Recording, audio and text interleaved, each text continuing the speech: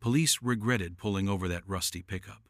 An hour later, a limousine arrived and a decorated admiral stepped out, leaving the officers speechless.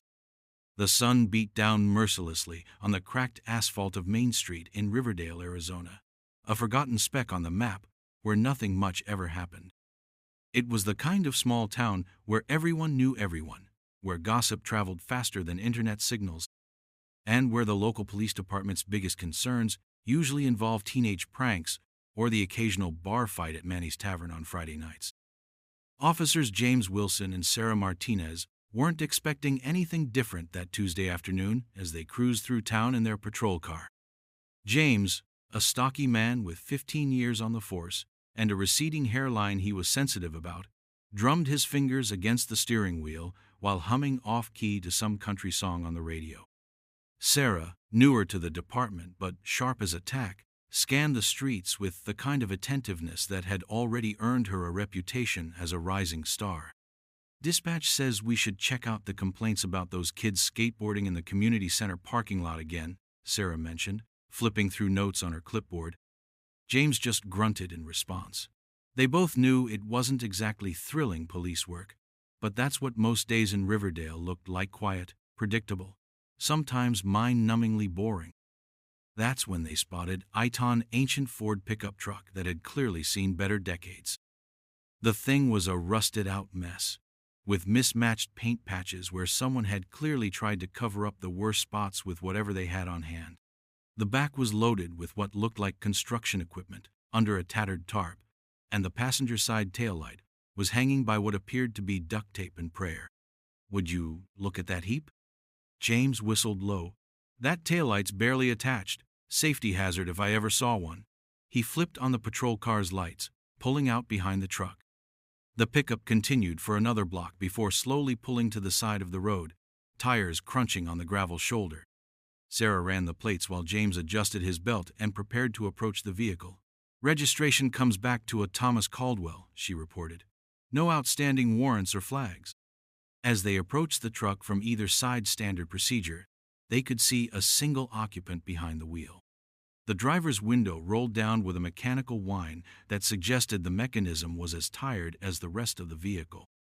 The man inside looked to be in his early 30s, with several days' worth of stubble and a worn baseball cap pulled low over eyes that regarded the officers with neither concern nor respect.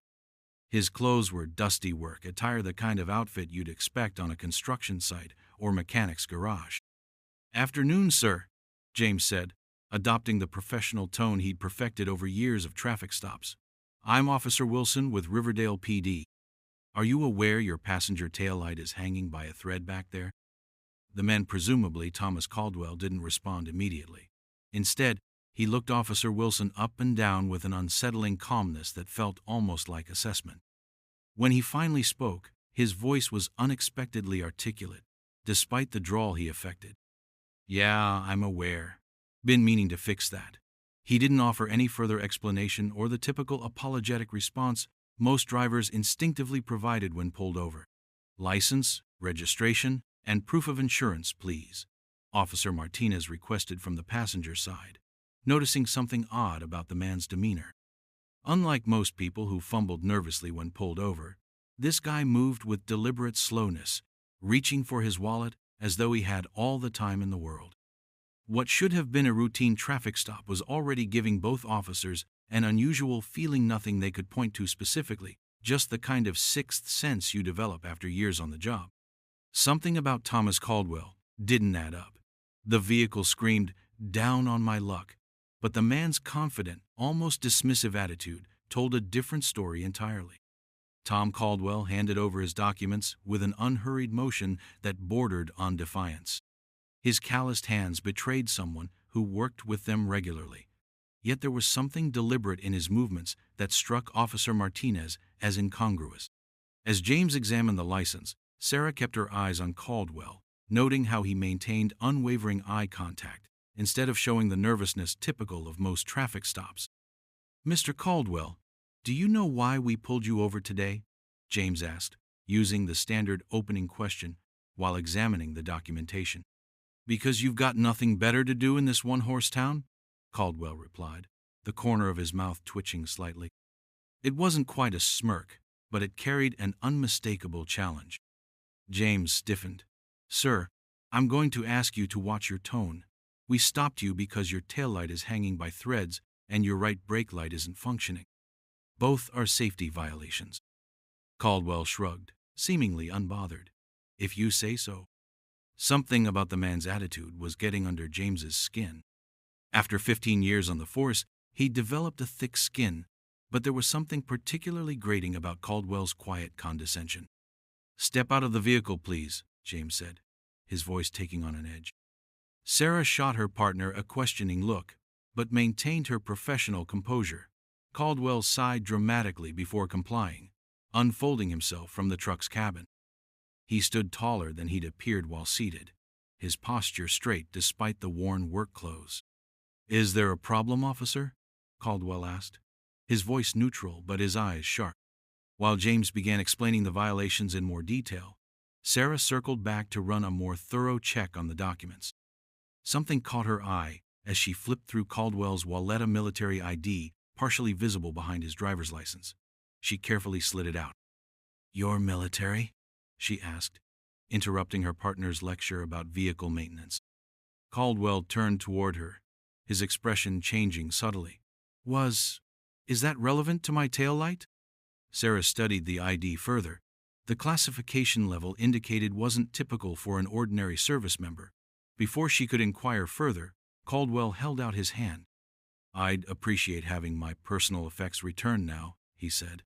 His tone remained even, but there was an undercurrent of authority that hadn't been there before. James, irritated by the man's attitude, decided a more thorough inspection was warranted. "I'm going to check your vehicle for any additional violations. Please stand with Officer Martinez." Caldwell watched as James methodically inspected the pickup, his eyes tracking every move. "You know," he said quietly to Sarah, "some things aren't what they appear to be." "Is that a threat, Mr. Caldwell?"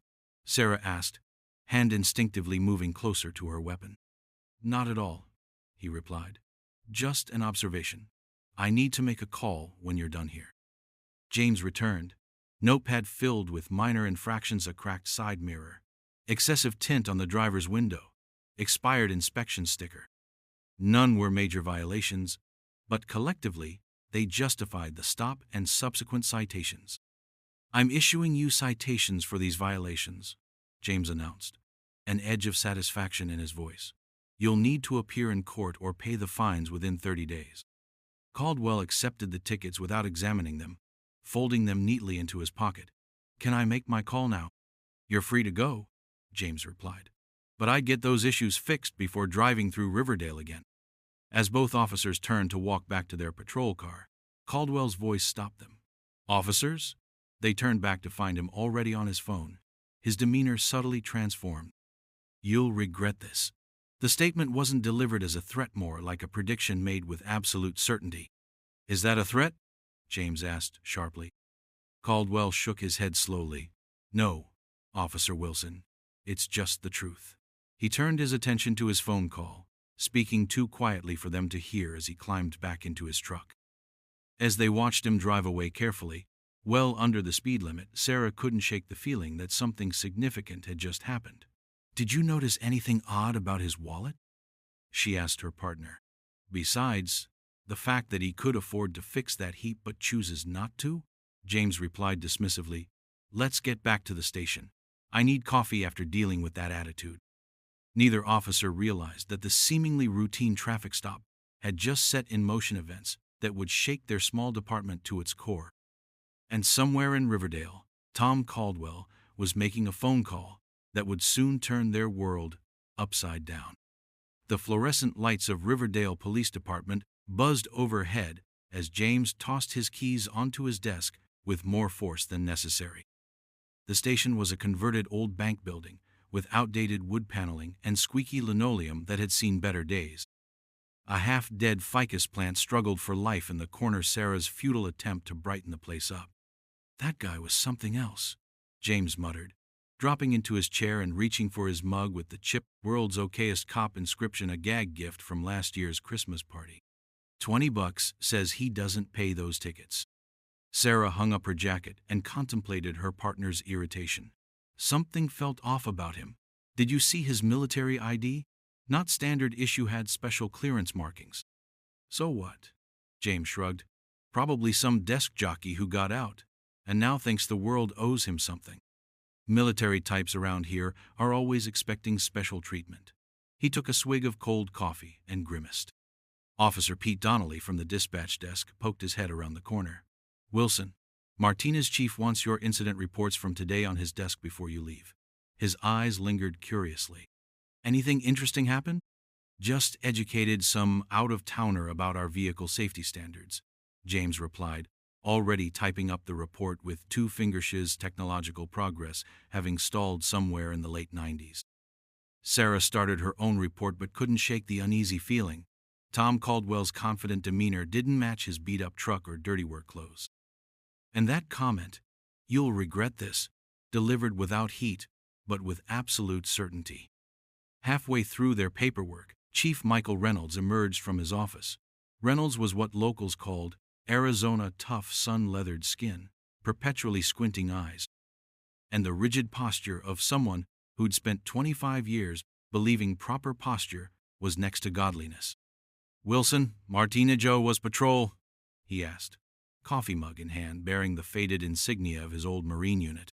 "Quiet, except for a traffic stop with an attitude problem," James replied without looking up. "Military guy," Sarah added. "Had some unusual credentials."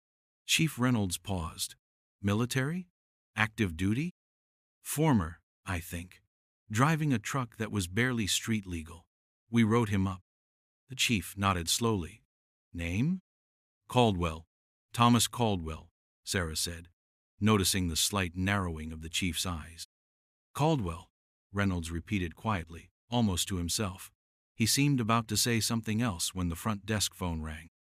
Sergeant Miller, their aging receptionist who refused to retire despite being eligible for at least a decade, answered it. Her eyebrows shot up almost immediately. "Yes, ma'am." "I understand, Mayor Coleman. He's right here." She covered the receiver. "Chief, it's the mayor. Says it's urgent." Reynolds took the call, his back to the officers, but they could see the gradual stiffening of his shoulders. The conversation consisted mostly of "yes, ma'am" and "I understand" from their chief's end, with occasional glances back at James and Sarah. When he hung up, his expression had transformed completely. "Wilson, Martinez office, now."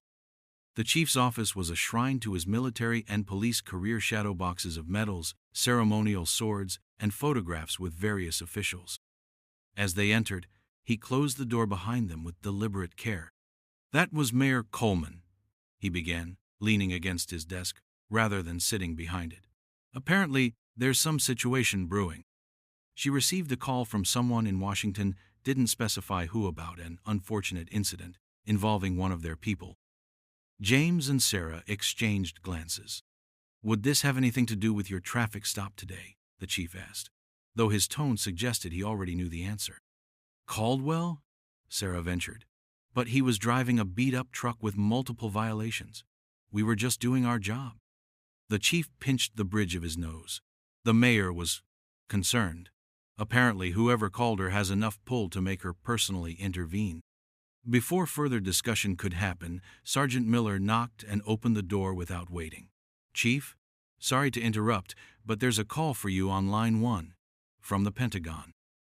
The room fell silent. In 15 years at Riverdale PD, James had never seen their chief look genuinely alarmed until now. "The Pentagon?" Reynolds repeated. "Did they say what about?" "No, sir. Just that it's urgent and concerns this department specifically." Miller glanced curiously at James and Sarah before retreating. As the chief reached for his phone, the station's front doors swung open and the unmistakable click of formal shoes on linoleum echoed through the building. Something was happening, something unprecedented in the quiet history of Riverdale Police Department. Chief Reynolds looked at his officers with an expression that mixed confusion and growing concern. "Whatever's happening, I want you both to remember you were following protocol. But let me do the talking." He picked up the phone receiver just as Sergeant Miller appeared in the doorway again, her face pale. "Chief," she said, her voice uncharacteristically small. "There are some important people here to see you, and they're asking for Officers Wilson and Martinez specifically." The atmosphere in the Riverdale Police Department shifted like a sudden drop in barometric pressure before a storm. Every officer in the bullpen had stopped what they were doing, eyes fixed on the station's entrance where 3 black SUVs with government plates had just parked in formation. Through the station's dusty windows, they could see men in dark suits scanning the area with practiced efficiency. Then came the limousine's lake, black, with small American flags mounted on the hood and tinted windows that revealed nothing of its occupants. It wasn't the kind of vehicle that had ever graced the cracked concrete parking lot of Riverdale PD before. "Holy," James whispered, unable to finish his thought as the car door opened. First emerged a man in his 40s, wearing the crisp uniform of a Lieutenant Commander David Norris, according to the nameplate visible even from a distance. His posture was impeccable as he surveyed the building before opening the rear passenger door with ceremonial precision. The man who stepped out caused every officer watching to instinctively straighten their spines. Admiral Richard Hargrove moved with the kind of authority that came not just from rank, but from decades of command. His dress whites were immaculate, adorned with rows of colorful ribbons and medals that told stories of distinguished service most could only imagine. Despite being in his early 60s, he carried himself with the vigor of someone 20 years younger, silver hair cropped in traditional military style. "Is that?" Sarah started. "4 stars," Chief Reynolds confirmed quietly, having joined them by the window.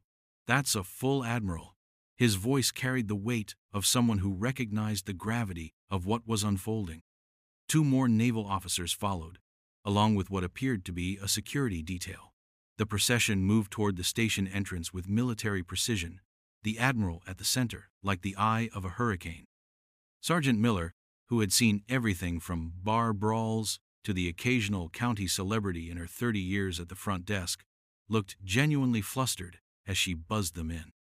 The entire station fell silent, as Admiral Hargrove entered a silence so complete you could hear the ancient ceiling fan's rhythmic squeak from across the room. "I'm looking for Chief Michael Reynolds," the Admiral announced, his voice carrying the natural command of someone accustomed to being heard the first time. Chief Reynolds stepped forward, unconsciously adjusting his uniform shirt. "Admiral Hargrove, I'm Chief Reynolds. Welcome to Riverdale." He extended his hand, which the Admiral shook firmly. "Chief, thank you for receiving us without notice. I understand this is unusual." The Admiral's voice was measured, neither friendly nor hostile, simply direct. His eyes, sharp and evaluating, scanned the room before settling on James and Sarah, and these would be Officers Wilson and Martinez. James felt his mouth go dry. In 15 years of service, he'd never felt so scrutinized. "Yes, sir," he managed. The Admiral nodded once. "Is there somewhere we can speak privately, Chief Reynolds? My staff can wait here." "Of course, sir. We can use the conference room." Reynolds gestured toward the department's only meeting space, a room normally reserved for monthly briefings and the occasional press conference after major incidents, which in Riverdale meant anything more serious than a DUI. Lieutenant Commander Norris leaned in and whispered something to the Admiral, who nodded before addressing the chief again. "My aide will accompany us." As they walked through the bullpen, officers pretended to return to work while stealing glances at the distinguished visitors. The conference room, with its outdated wooden table and mismatched chairs, suddenly seemed embarrassingly inadequate. "Please, have a seat," Chief Reynolds offered, gesturing to the chair at the head of the table, his usual spot. "Thank you." Admiral Hargrove took the offered chair, while Lieutenant Commander Norris remained standing behind him, briefcase in hand. "Officers Wilson, Martinez, please join us." James and Sarah exchanged nervous glances before sitting across from the Admiral. The conference room's atmosphere felt charged, like the air before lightning strikes. "I understand you had an interaction with a citizen earlier today," Admiral Hargrove began, his tone neutral but intense. "A traffic stop involving Thomas Caldwell." "Yes, sir," Sarah answered, when James seemed momentarily unable to find his voice. Mr. Caldwell's vehicle had several safety violations that warranted attention. The Admiral studied them both for a long moment, And how would you characterize this interaction? James finally found his words. The subject was uncooperative and displayed a disrespectful attitude toward law enforcement, sir. A flicker of something, perhaps amusement, crossed the Admiral's face before disappearing. I see. And did Mr. Caldwell identify himself in any particular capacity? We noticed a military ID, Sarah offered, but he didn't specifically mention his connection. The Admiral nodded slowly before turning to his aide. Commander Norris, the files, please. Norris placed 3 folders on the table, each labeled with the officers' names, including Chief Reynolds. The implication was clear. Whoever these men were, they had done their homework before arriving. Before we continue, the Admiral said, I should clarify something. Thomas Caldwell is my son. The revelation landed like a grenade in the small conference room. James felt the blood drain from his face, while Sarah's eyes widened perceptibly.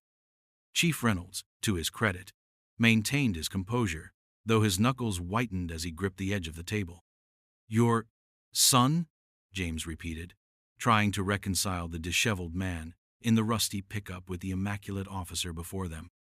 Admiral Hargrove's expression remained unreadable as he opened one of the folders. Perhaps we should discuss exactly what happened during this traffic stop, and why the Pentagon is now involved in what should have been a routine matter in a small Arizona town. The conference room's ancient air conditioner rattled to life, struggling against the Arizona heat and adding an almost comical soundtrack to the tension filling the space. Admiral Hargrove opened a leather portfolio with deliberate movements while the officers sat in stunned silence. Let me tell you about my son, the Admiral began, his voice softening slightly for the first time since his arrival. Tom was born into a military family, 3rd-generation naval officer. Everyone expected him to follow the standard path Annapolis, commissioned officer track, the usual stepping stones. He paused, the ghost of a smile touching his lips. Tom had other ideas. Chief Reynolds shifted uncomfortably. Admiral, if there's been a misunderstanding— No misunderstanding, Chief, the Admiral interrupted smoothly. Just incomplete information. Tom rejected the advantages his family name would have given him. Enlisted instead of pursuing officer candidacy. Wanted to earn everything on his own merit. Pride flickered briefly across his face. Stubborn as his mother that way. Lieutenant Commander Norris placed a photograph on the tableau military ceremony showing a younger, clean-cut version of the man they'd pulled over, receiving some kind of commendation. The transformation was startling. After distinguished service in naval intelligence, Tom was recruited for a special joint task force, Admiral Hargrove continued. His current assignment brought him to Riverdale 3 months ago. Sarah's mind raced, connecting dots. The abandoned manufacturing facility outside town that was purchased by the government last year. The Admiral nodded approvingly. Perceptive, Officer Martinez. Yes, that facility is being retrofitted for classified work. Tom's team is handling security protocols and infrastructure, deliberately maintaining a low profile. James felt his stomach sink. Sir, if we had known— That's precisely the point, Officer Wilson, the Admiral cut in. You weren't supposed to know. Tom's cover is as a contract worker, deliberately unremarkable. The vehicle that rusted Pecupus part of his cover identity. The implications hit James like a physical blow. They hadn't just pulled over some random troublemaker. They'd interfered with what was clearly a classified operation. The taillight was actually damaged, Sarah pointed out, clinging to this one concrete fact. Yes, the Admiral acknowledged with a slight nod. Tom mentioned that, a genuine issue he planned to address.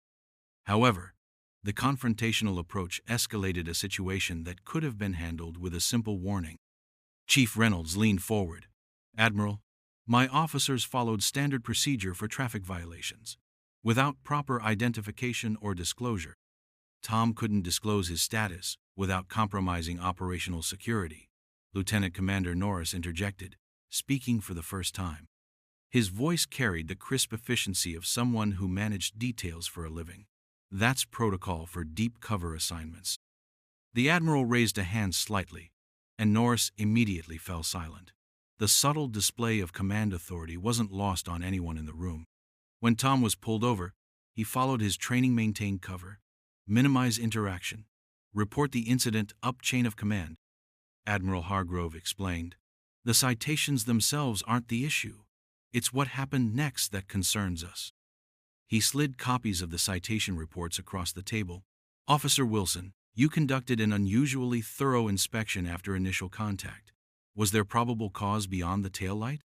James felt his face flush. The subject's attitude seemed suspicious. The Admiral's eyes, weathered by decades of making difficult decisions, fixed on James. His attitude, I see. The words hung in the air, heavy with implication. Sarah jumped in. Sir, we also noticed his military ID during documentation check. It seemed inconsistent with his appearance. Inconsistencies are precisely the point of cover identities. Officer Martinez, the Admiral replied, not unkindly. Tom has spent years perfecting the art of being overlooked. It's what makes him valuable to our operation. He pulled another document from his folder, a satellite image of the Riverdale area with several locations marked in red. The facility Tom's team is securing will eventually employ over 300 people and inject approximately $60 million into the local economy, a significant development for a town this size. Chief Reynolds whistled softly. Mayor Coleman never mentioned. She wasn't authorized to discuss it, the Admiral explained. Only 5 people in your municipal government know the full scope. Security protocols. The chief nodded slowly, beginning to understand the gravity of the situation. Tom's work requires him to blend in, to be forgettable, Admiral Hargrove continued. When your officers pulled him over, protocol required him to maintain his cover identity, hence the attitude you perceived as disrespectful was actually part of his operational persona. James stared at his hands, the realization of his misjudgment settling uncomfortably. We had no way of knowing, sir. That's true, the Admiral acknowledged. And under normal circumstances, this incident would have remained a minor footnote. However, Tom reported something concerning in your interaction. Sarah tensed. Sir, you ran his military ID through your system, the Admiral stated. That triggered an automatic security protocol. Certain clearance levels flag any database inquiry. Chief Reynolds turned to Sarah with a questioning look. I did check his ID, she admitted. Standard procedure with any form of identification presented. Lieutenant Commander Norris placed another document on the tableau log of database inquiries from the Riverdale PD system. That query was detected by DoD Cybersecurity. Given the nature of the project here, it prompted immediate review, which is why I'm here personally, the Admiral finished. When the alert came through that someone was running checks on my son's classified credentials, I decided to handle the matter directly, rather than through official channels, which would have involved a much less pleasant interaction with federal agencies. The unspoken implication hung in the air this visit, uncomfortable as it was, represented Admiral Hargrove's attempt at discretion rather than allowing a full federal response. We appreciate your personal approach to this matter, Admiral, Chief Reynolds said carefully. The Admiral nodded once. Family connections aside, this project is too important to risk compromise. Which brings us to why my son said you would regret this interaction not as a threat, but as a prediction of the administrative complexity that would follow. The conference room door opened suddenly, causing everyone to turn. Mayor Patricia Coleman stood in the doorway, slightly out of breath, as though she'd rushed over. Her normally immaculate appearance showed signs of hasty preparation, an earring missing and her blazer buttoned incorrectly. Admiral Hargrove, I came as soon as I could, she said, extending her hand. I wish we were meeting under different circumstances. The Admiral rose and shook her hand. Mayor Coleman, thank you for joining us. For a split second, James caught an exchange of glances between the mayor and the Admiral that suggested this wasn't their first meeting, despite the formal introduction. The mayor took a seat at the table, pointedly avoiding eye contact with Officers Wilson and Martinez. I've been briefing your officers on the situation, Admiral Hargrove explained. I believe we can resolve this matter constructively. The mayor nodded gratefully. The naval facility project means everything to Riverdale's future. Our unemployment rate has been over 12% since the mining company pulled out 5 years ago. Chief Reynolds cleared his throat. Mayor, with respect, this is the first I'm hearing about any naval facility. Need to know basis, Mike, she replied, not unkindly. Federal security protocols. The Admiral's team has been quietly preparing everything for months. Lieutenant Commander Norris produced another folder. This contains the preliminary economic impact assessment for Riverdale. Construction begins officially next month, with full operations expected within 18 months. The mayor's eyes lit up as she scanned the document. These job numbers, they're even better than our initial discussions. The project scope expanded after our site assessment, the Admiral explained. Riverdale's location proved ideal for our purposes. James and Sarah exchanged uncomfortable glances, the weight of their unwitting interference becoming clearer with each revelation. What had started as a routine traffic stop had potentially jeopardized a massive economic opportunity for their struggling town. "Admiral," James said, finding his voice, "I want to apologize for how I handled the situation with your son. If I'd known—" "That's just it, Officer Wilson," the Admiral interrupted. "You weren't supposed to know. Tom's cover requires anonymity. His job, part of which involves testing local security response protocols, depends on being treated like any other citizen." Sarah leaned forward. "Sir, if I may ask why the elaborate cover? Surely a military presence would be expected around a naval facility." The Admiral considered her question for a moment. "The technology being developed at this facility is sensitive. Several foreign entities would be very interested in our progress. Tom's team is establishing security parameters and testing for vulnerabilities before construction officially begins." A knock at the door preceded Lieutenant Commander Norris stepping out briefly, only to return moments later. "Sir, he's here," he announced quietly. The Admiral nodded. "Send him in." The door opened again, and Tom Caldwell entered, except he was nearly unrecognizable from the disheveled man they'd pulled over hours earlier. Gone were the worn work clothes and unkempt appearance, replaced by a crisp naval uniform with lieutenant commander insignia. His posture was impeccable, his expression professional and detached. "Lieutenant Commander Caldwell, reporting as requested, sir," he stated formally, addressing his father with military precision. James felt his jaw slacken slightly. The transformation was more than clothing. Tom's entire demeanor had shifted from borderline hostile to consummate professional. "At ease, Commander," Admiral Hargrove replied. "Please join us." Tom took a seat beside his father, nodding politely to the room but maintaining a carefully neutral expression when his eyes met those of the officers who had pulled him over. "I believe you've already met Officers Wilson and Martinez," the Admiral said, a hint of dry humor creeping into his voice for the first time. "Yes, sir. We had a brief interaction earlier today," Tom replied evenly. Chief Reynolds rubbed his temples, clearly processing the surreal situation. "Commander Caldwell, on behalf of my department, I apologize for any inconvenience." Tom shook his head slightly. "No apology necessary, Chief. Your officers were doing their job. The taillight issue was genuine. Part of maintaining my cover includes allowing minor vehicle issues that a person in my assumed position might neglect." "Still," James began, "the way I approached the situation was exactly how you'd approach any civilian with a similar attitude," Tom finished for him. "Which is precisely what I needed to evaluate. Part of my assignment includes assessing local law enforcement response patterns." Mayor Coleman seized the opening. "This unfortunate incident aside, Admiral, please know that Riverdale PD has always maintained excellent community relations. Our officers are typically—" "Mayor," the Admiral raised his hand slightly, "no one is questioning the professionalism of your police department. In fact, this incident has provided valuable data about security protocols we hadn't yet tested." Lieutenant Commander Norris distributed another document, this one marked confidential. "This outlines the security cooperation framework we'll need from local law enforcement once the facility is operational."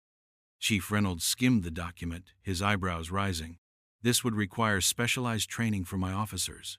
Additional resources. All costs covered by our department," the Admiral assured him, "including equipment upgrades and salary supplements for officers assigned to facility perimeter patrol." The mayor could barely contain her smile. "This is exactly the kind of investment Riverdale has needed.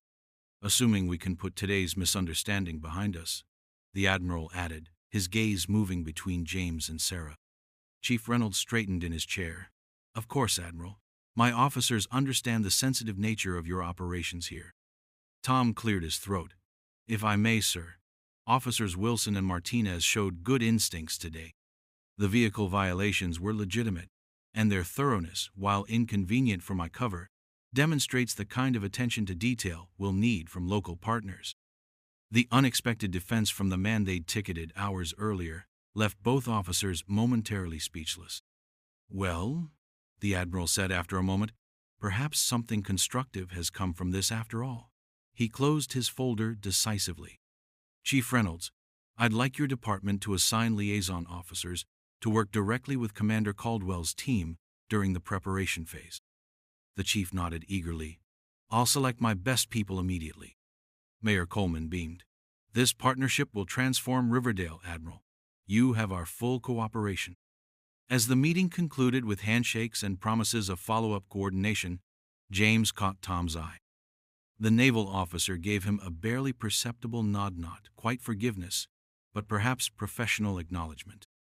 Outside the conference room, the rest of the department watched with undisguised curiosity as the distinguished visitors prepared to depart. The whispered rumors were already spreading something big was coming to Riverdale, and somehow officers Wilson and Martinez had stumbled right into the middle of it. 1 month later, James Wilson pulled his patrol car alongside the newly installed security fence surrounding what the town now referred to simply as the facility. The old manufacturing plant had undergone a remarkable transformation. Security cameras mounted at precise intervals, fresh asphalt on the access roads, and construction crews working around the clock. A new sign at the entrance read, United States Naval Research Facility, Riverdale, with the Department of Defense seal prominently displayed. Still can't believe all this started with a broken taillight, he muttered, adjusting his new department issued communications earpiece part of the equipment upgrade package that had arrived last week.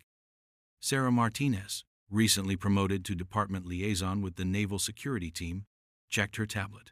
Perimeter check complete. All sensors operating normally. She'd thrown herself into the new role with characteristic thoroughness, completing the specialized training in record time. Their patrol route now included regular checks of the facility's outer perimeter, a duty that came with hazard pay and security clearance levels that had once seemed unimaginable for officers in a town like Riverdale. There he is. Sarah nodded toward the main gate, where Lieutenant Commander Tom Caldwell was speaking with a construction foreman, gesturing toward blueprints spread across the hood of a vehicle. Tom spotted their patrol car and raised a hand in greeting before walking over. The manufactured hostility of their first encounter had been replaced by a professional cordiality over the past weeks.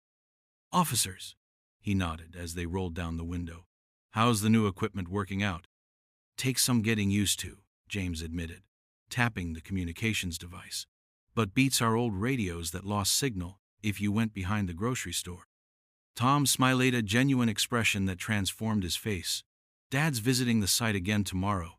He mentioned wanting to speak with both of you. The mention of Admiral Hargrove still sent a ripple of anxiety through James, though their subsequent interactions had been cordial. Everything okay? More than okay, Tom assured them. The security protocols you helped implement have become something of a model. Pentagon's interested in applying similar community integration at other sensitive sites. Sarah's eyebrows rose. Really? I just adapted standard procedures to fit the requirements. Sometimes the simplest solutions are the most effective, Tom replied. That's what impressed him. He glanced at his watch. Staff meeting in 10. See you at the coordination briefing tomorrow? After Tom returned to the facility, James and Sarah continued their patrol route through town. Riverdale itself was changing. The diner had extended its hours to accommodate construction crews. The long vacant storefronts on Main Street showed signs of renovation, and a new housing development had broken ground on the town's east side. Never thought I'd say this, James reflected, as they passed a newly opened coffee shop with a help wanted sign in the window, but pulling over that rusty pickup might have been the best mistake of my career. Sarah chuckled. Chief Reynolds certainly changed his tune fast. Yesterday he was showing the budget committee those projection charts like he personally negotiated the whole deal. Can you blame him? Department budget increased by 40%. New equipment, training opportunities, 3 new positions approved. Their conversation paused as they stopped at Riverdale's only traffic light recently upgraded as part of the infrastructure improvements accompanying the naval project. Across the street, Mayor Coleman was giving a tour to what appeared to be potential investors, gesturing expansively toward the facility visible on the horizon. Town's never going to be the same, Sarah observed, watching families stroll along sidewalks that had been largely empty a month ago. James nodded thoughtfully. Remember what the admiral said when he came back last week?